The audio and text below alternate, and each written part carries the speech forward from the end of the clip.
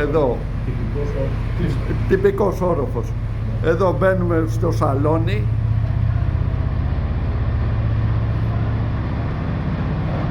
Εδώ είναι η κουζίνα μας. Έχουμε και το παράθυρό μας.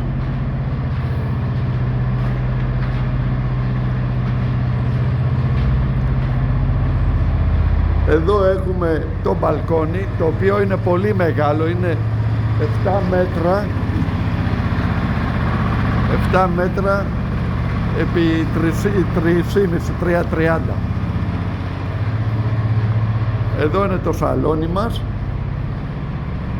και πηγαίνουμε τώρα ανεξάρτητα, το οποίο εδώ μέσα είναι το μπάνιο, μέσα μπάνιο. Εδώ έχουμε το βεσέ.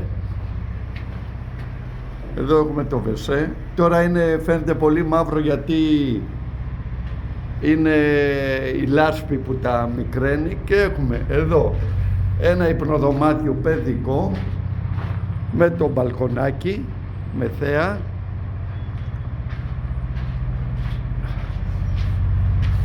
Εδώ έχουμε ένα δεύτερο υπνοδωμάτιο παιδικό και αυτό, με το παράθυρό του. Εδώ η πόρτα, να πούμε, το οποίο βγαίνει στο μπαλκόνι. Και εδώ έχουμε το μεγάλο υπνοδωμάτιο, το γωνιό. 3 υπνοδωμάτια. Το μπαλκονάκι. Άνετα να βγει να κάτσει. Αυτά.